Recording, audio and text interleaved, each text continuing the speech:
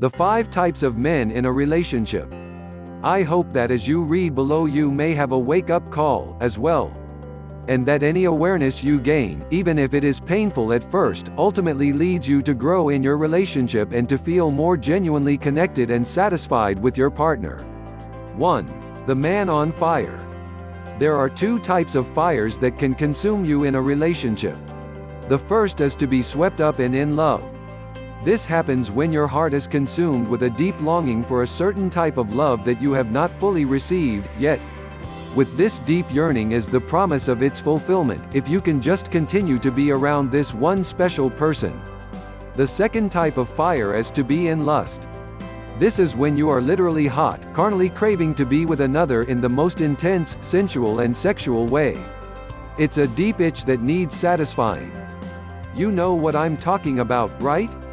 Both of these fires have enormous power to captivate your imagination, flood your nervous system with hormones and to keep your emotional brain doped up on a roller coaster of incredible highs and intense moments of desperate craving.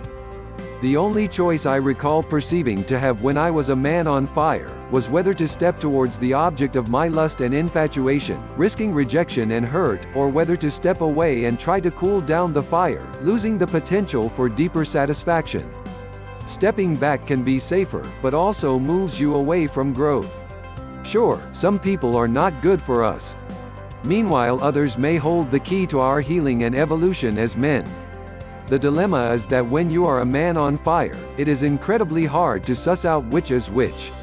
One danger of letting yourself surrender to the fire of being in lust and/or in love is that you become temporarily blind. You may be satisfying your immediate desires, yet the love and desire you feel is not yet grounded. Your perceptions are almost entirely based on a projection of your deepest longing that this person will scratch a deeper itch. That's why when you are in love, it is referred to as an infatuation, based on fantasy, that is intoxicating, physiologically euphoric and potentially addictive. The other thing to be aware of when you are a man on fire is that the fires themselves are unsustainable on their own in a long-term relationship. Passionate desire, as well as feeling in love, both fade with time and the routine of day-to-day living together, unless there is courage, creativity and ongoing effort to keep tending the fire. Esther Perel, an expert on passion and sexuality in relationships, speaks to why this is and what we can do about it more here. The invitation I make to you if you are a man on fire is this: because the fire comes on its own and may even seem out of your control, the vast majority of men do not actively learn how to spark, contain and sustain it. Will you? 2. The man on autopilot. You are a man on autopilot if you've been coupled for a while and are acting like you have always acted in other relationships. Being on automatic mode may not seem so bad.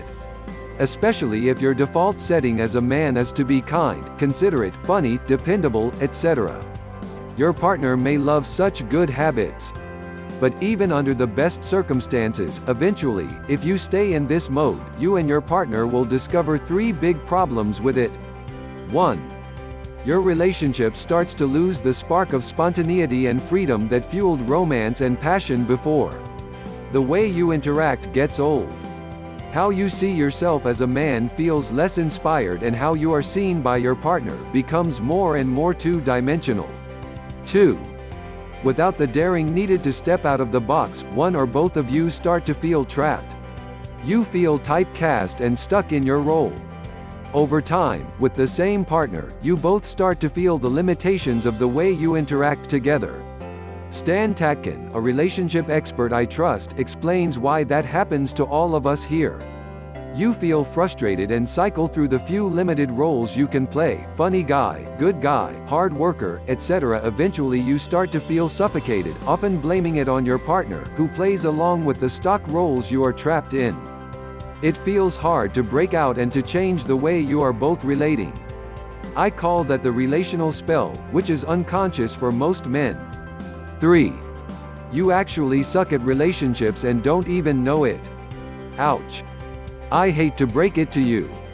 Relationships are living organisms that need to grow and evolve.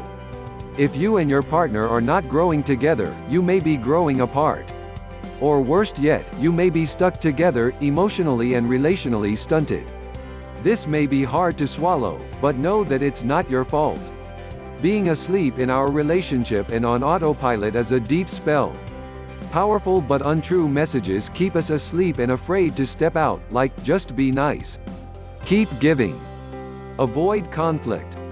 To break out of the spell of previous programming is not as easy as changing your thoughts, though many thought leaders claim just that. As soon as you step out of line and off script, you trigger your defenses, which are trying to protect you.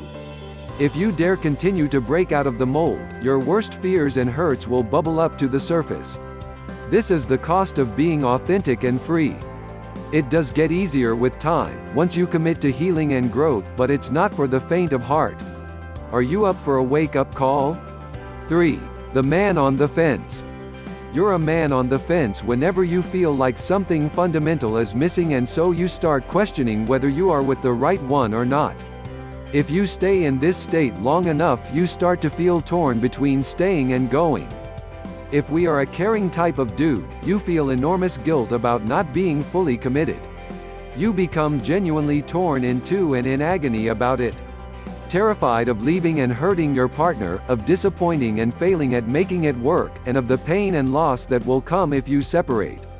On the other hand, you feel deeply unsettled and wretchedly uncomfortable about staying. Something just does not feel right. Being a man who is questioning is not wrong or bad. It's a sign of distress, a warning and an invitation. The distress is the real pain we all experience once the honeymoon fades, the rose-colored glasses come off, and reality sinks in. It's a pain that is multiplied by trying to love within the limits of what Tony Porter calls the man box, expectations set for us as men by society, and to live up to the lies of the relational spell, ways we have learned to relate that are not so healthy.